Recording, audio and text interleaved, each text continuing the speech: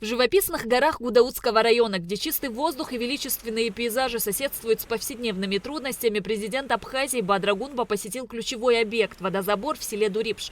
Этот водозабор обеспечивает водой несколько сел – Хапста, Хуланар, Хозвандриб, Шабгархук, Дурипш, Хуап, Мгузырхуа, а также часть города Гудаута. Именно отсюда начинается жизненно важный путь воды, обеспечивая людей одним из самых необходимых для жизни ресурсов. Отсюда уже пошли пластиковые трубы туда. Да. Там все гористая местность, и там идет металлический. Какой уходит на Абгархук? На Абгархук 219. Трасса очень серьезная, тут очень много применено задвижек, гасителей. Вообще вся эта система не использует электроэнергии, все идет самотеком. Сам водозабор находится на уровне 465 метров над уровнем моря. И вот это все самотеком распределяется по всем этим селам. Летом в этом районе часто возникают перебои с водоснабжением из-за снижения дебита в русле реки Хапстан, что вызывает серьезные проблемы для жителей. Начальник управления капитального строительства Демир Гамисони доложил президенту о сложившейся ситуации. В понедельник мы сюда направим специалистов наших с завтрашнего дня погоды начинаются. С понедельника запроектируем, направим всю документацию на экспертизу. И как только разработаем проектно-сметную документацию, направим вам на согласование и на источник финансирования. Президент подчеркнул, что обеспечение граждан питьевой водой является ключевым вопросом. Труднодоступная местность, но при этом эти работы необходимо будет провести. Если 80% дебита воды уходит не в систему, отсюда и появляются эти сложности. В летний период отсутствует вода у сельчан, в части города Гудаута. Поэтому давайте предлагайте решения, сооружения, необходимые для того, чтобы дебит воды увеличить и бесперебойное обеспечение воды сел. Тем более 7 сел Гудаутского района зависят от этого источника. Затем Бадра Гунба проверил ход ремонтных работ в зале борьбы и бокса, который скоро откроется в селе Лыхны. Такое решение было принято в ходе поездки главы государства в Гудаутский район 18 мая. Через несколько дней после принятия решения здесь начались активные работы по подготовке помещения. Людей занимается.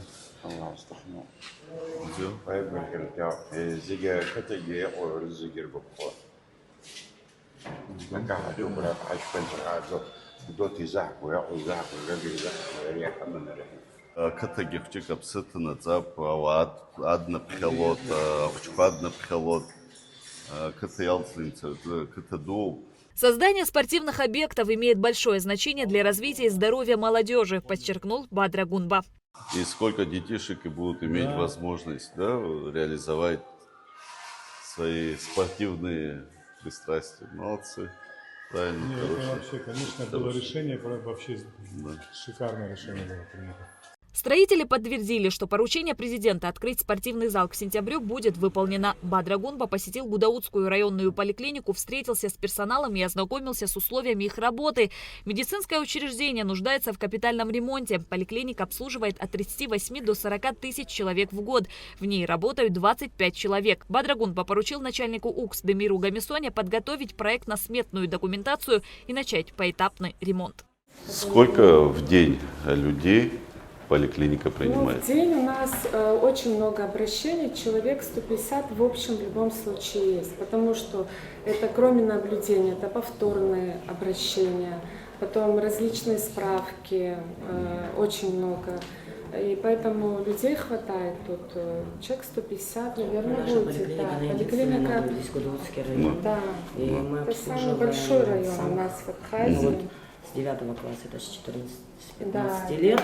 И уже до позднего возраста мы обслуживаем, и любые справки, которые делаются. Потом расположение поликлиники очень удобно расположено. Поликлиника для них, потому что здесь с одной стороны перекресток, здесь с другой стороны автостанция.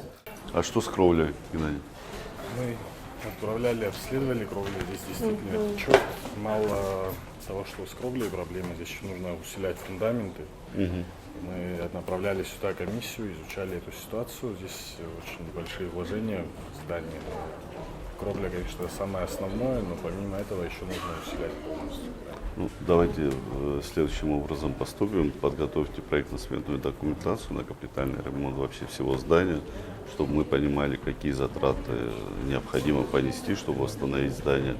Ну, откровенно говоря, состояние плачевное, и как наши медики могут здесь принимать горожан, жителей района, ну, удивительно. Это условия, наверное, никакими словами описать невозможно. Давайте готовить проектно-сметную документацию, будем решать вопрос, что делать дальше, как восстанавливать, за счет каких средств. Хорошо? В Гудауте в 2025 году отремонтируют проблемные участки дорог. Бадра Гунба дал соответствующее поручение Управлению капитального строительства. Совместно с нашими российскими коллегами дорожных работ на $1 миллиард рублей. Значит, в рамках этой работы вот 3 улицы в городе Гудаута будут отремонтированы. Это и Пушкина, 23 июля, и улица Гераз. Дальше мы работу продолжаем, в том числе и за счет собственных средств. Мероприятия продолжаются в Гудаутском районе. Еще 2 улицы. Это в Псырске, в том числе в других, практически в каждом районе мы такого рода работу будем реализовывать. Так что поручение есть до конца года при поддержке наших российских коллег реализовать все те мероприятия, которые мы запланировали.